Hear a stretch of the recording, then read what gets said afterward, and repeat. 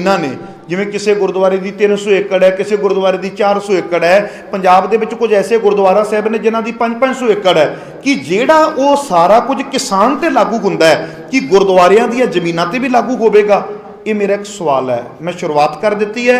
उस तो बाद तुसीं भैणां नूं भी बेनती है, भैणां पिछे ना रहन।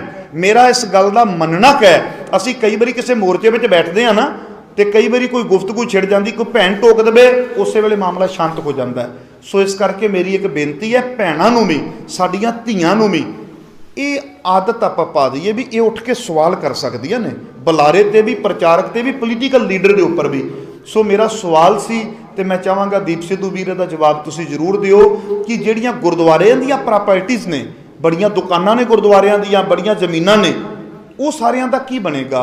कि ये नियम जो है वो किसानां वास्ते है, जे लैंड वास्ते है तो लैंड दे विच ते फिर गुरुद्वारियां दी लैंड भी आ जाती है, फिर असीं की करांगे? किते टकराओ वाली स्थिति तो नहीं साडी बनेगी? ये मेरा सवाल है और दीप सिद्धू वीर दा जवाब दिंदे ने। धन्नवादी हाँ। बड़ा वधिया सवाल पुछिया जी तुसीं। पहली गल ते आपां आउणे आ, जे कॉन्ट्रैक्ट की आपां गल करी ना, जदों तुसीं कंपनी नूं किसी नूं कॉन्ट्रैक्ट ते देती जमीन, सब तो वड्डी जिहड़ी उहदे च असीं गल नहीं समझते भी साडी खुद मुख्तियारी उहदे नाल चली जाती है अज। और यही जिहड़ा एहसास आ, ये एहसास सानूं आज़ादी का प्रतीक आ। जदों खुद मुख्तियारी गई, खुद मुख्तियारी की आ, अज जे किसी कोले 2 किले भी आ, अगला कहता यार जे मैं बीजा ना बीजा मेरी मर्जी आ, की बीजना नहीं बीजना मेरी मर्जी आ। कल नूं तुहानूं जे दस्सिया जावे भी 3 सालों लई 5 सालों लई आही बीजना, तो जे इस क्वालिटी की कणक हुई या झोना होया तो असीं खरीदांगे, नहीं तो पए आ तेरे, क्योंकि कॉन्ट्रैक्ट तो यही किया जाऊगा ना। अज साडे ते ये पाबंदी नहीं है। हुण कणक 19-21 आ, झोना 19-21 आ, पर मंडीकरण हो जाता उहदा। अगली गल, थोड़ी धरती नाल जदों थोड़े तो 5 साल वास्ते कॉन्ट्रैक्ट ले लिया, थोड़ी धरती नाल ही तो थोड़ा सभ्याचार जुड़िया, थोड़ी सियासत जुड़ी आ। तुसीं उस तो बाद दिहाड़िए वांगू कॉन्ट्रैक्ट लेबर वांगू काम कर रहे हो उहदे ते। और कंपनियां एडे एफिशिएंट दी पंजाबी की हुंदी है भी इन्ने पुख्ता ढंग नाल ओह काम करदियां, उन्होंने आपदी डोमीनेशन आपदा गलबा पा ही लेना हुंदा। इहदी एक आपां एग्जाम्पल दिन्ने आ। मोहाली च एयरपोर्ट जदों बन रहा सी तो उत्थे ये मेरे को रीसेंट एग्जाम्पल आई, मैं पहलों भी गल की, उत्थे किसान जिन्हां दीयां जमीनां एयरपोर्ट च आईयां एक्वायर कर लियां गईयां तो उन्होंने पैसे दिते, वधिया पैसे दिते, वो अज साडे कोले मोर्चियां च आउंदे आ ते इस प्रोटेस्ट च हिस्सा लै रहे आ। मैं उन्होंने पुछया क्यों, कहंदे साडी सियासत ही खोली यार। साडे पिंड नंबरदार सरपंच कौन हुंदा सी, किवें बनाउंदे सी, वो साडे कोले आउंदे सी, सानू वोटां पाओ, या भोगां च विआहां च सानू सादे सी। असीं हुण उस धरती नालों नहीं खुर गए। जदों उस धरती नालों खुर गए, साडा सभ्याचार, साडी सियासत सब कुछ खुर गई। और कहंदे सानू पहलां नहीं पता सी गल। सो कॉन्ट्रैक्ट फार्मिंग आ जिहड़ी, जे तुसीं दिहाड़ीदार बनना तो कॉन्ट्रैक्ट फार्मिंग तुहाडे लई बहुत चंगी आ।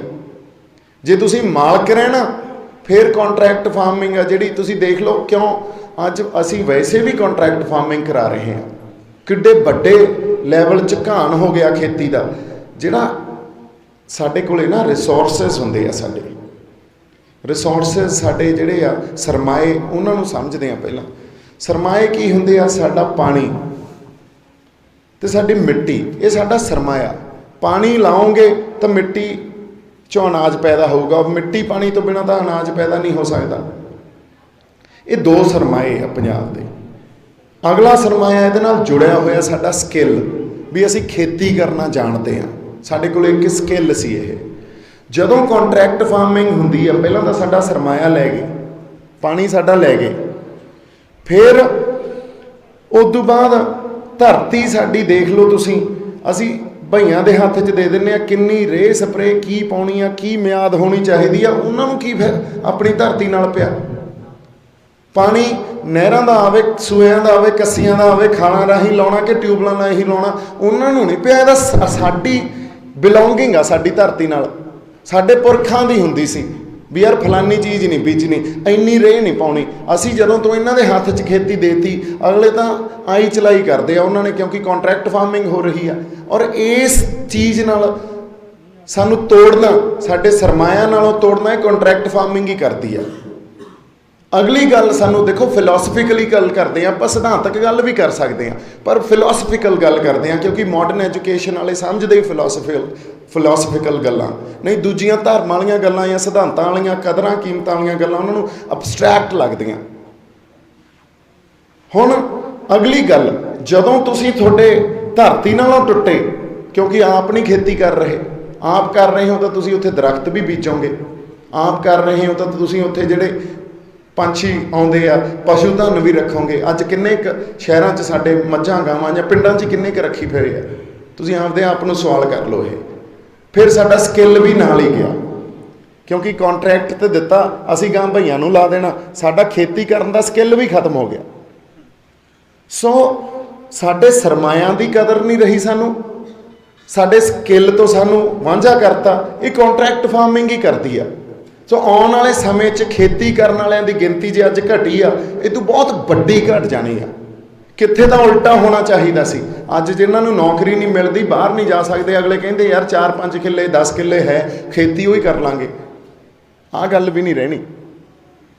ਸੋ ਤੁਹਾਡੀ ਜਦੋਂ ਅਸੀਂ ਕਹਿ ਰਹੇ ਹਾਂ ਪੰਜਾਬ ਆਪਦੀ ਹੋਂਦ ਦੀ ਲੜਾਈ ਲੜ ਰਿਹਾ, ਸੱਭਿਆਚਾਰਕ ਤਾਂ ਮੈਂ ਦੱਸ ਸਕਦਾ ਵੀ ਕਿਵੇਂ ਟੁੱਟਾਂਗੇ, ਪਰ ਜੇ ਮੈਂ ਤੁਹਾਨੂੰ ਸਰਮਾਇਆਂ ਦੀ ਗੱਲ ਕਰਦੇ ਹਾਂ ਤਾਂ ਸਾਡੀ ਧਰਤੀ ਨਾਲੋਂ, ਸਾਡੇ ਪਾਣੀ ਨਾਲੋਂ, ਆਬੋ ਹਵਾ ਨਾਲੋਂ, ਪਸ਼ੂ ਧਨ ਨਾਲੋਂ, ਸਾਡੇ ਪੰਛੀਆਂ, ਚਿੜੀ, ਕਾਂ, ਸਾਡੇ ਤੋਤੇ, ਗਿਰਜਾਂ, ਇੱਲਾਂ, ਕੀ ਕੁਛ ਹੁੰਦਾ ਸੀ, ਹੱਡਾਂ ਰੋੜੀਆਂ ਹੁੰਦੀਆਂ ਸੀ। ਕਿੱਥੇ ਅੱਜ ਕੱਲ੍ਹ ਹੱਡਾਂ ਰੋੜੀਆਂ?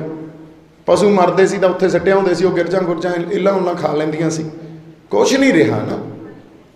ਸੋ ਇਹਨੇ ਹੋਰ ਜ਼ਿਆਦਾ ਵੱਧ ਜਾਣਾ। ਪੰਜਾਬ ਅੱਜ ਇਕੱਲੇ ਇਹਨਾਂ ਕਾਨੂੰਨਾਂ ਨਾਲ ਨਹੀਂ ਜੂਝ ਰਿਹਾ, ਪੰਜਾਬ ਇੱਕ ਬਹੁਤ ਵੱਡੇ ਵਾਤਾਵਰਨ ਦੇ ਸੰਕਟ ਨਾਲ ਜੂਝ ਰਿਹਾ, ਜਿਹਨੂੰ ਆਪਾਂ ਈਕੋਲੋਜੀਕਲ ਕ੍ਰਾਈਸਿਸ ਕਹਿ ਸਕਦੇ ਹਾਂ, ਇਨਵਾਇਰਮੈਂਟਲ ਕ੍ਰਾਈਸਿਸ। ਸੋ ਆਉਣ ਵਾਲੇ ਸਮੇਂ 'ਚ ਸਾਡੀ ਧਰਤੀ ਬੰਜਰ ਹੋ ਸਕਦੀ ਆ। ਇਹਦੀਆਂ ਐਗਜ਼ਾਮਪਲਾਂ ਪਈਆਂ। ਅਫਰੀਕਾ 'ਚ ਇੱਕ ਜਗ੍ਹਾ ਧਰਤੀ ਇੰਨੀ ਜਰਖੇਜ਼ ਸੀ ਵੀ ਉੱਥੋਂ ਸਭ ਤੋਂ ਦੁਨੀਆ ਦੇ ਸੋਹਣੇ ਫੁੱਲ ਹੁੰਦੇ ਸੀ, ਅਤੇ ਉੱਥੋਂ ਦਾ ਗੁਲਾਬ ਬਹੁਤ ਜ਼ਿਆਦਾ ਮਸ਼ਹੂਰ ਸੀ। ਔਰ ਫੁੱਲਾਂ ਵਾਸਤੇ ਪਾਣੀ ਚਾਹੀਦਾ, ਉਹਨਾਂ ਨੇ ਧਰਤੀ 'ਚੋਂ ਕੱਢ ਪਾਣੀ ਲਾ ਉਹ ਧਰਤੀ ਦੇ ਥੱਲੜਾ ਪਾਣੀ, ਸਾਡੇ ਵਾਂਗੂ ਉੱਥੇ ਦੂਜਾ ਪਾਣੀ ਤਾਂ ਹੈ ਨਹੀਂ ਸੀ, ਤਾਂ ਥੱਲੜਾ ਪਾਣੀ ਖਤਮ ਹੀ ਕਰਤਾ। ਅੱਜ ਉਹ ਧਰਤੀ ਬੰਜਰ ਹੋ ਗਈ। ਐਗਜ਼ਾਮਪਲਾਂ ਸਾਡੇ ਸਾਹਮਣੇ ਪਈਆਂ, ਅਸੀਂ ਉੱਧਰ ਨੂੰ ਹੀ ਜਾ ਰਹੇ ਹਾਂ।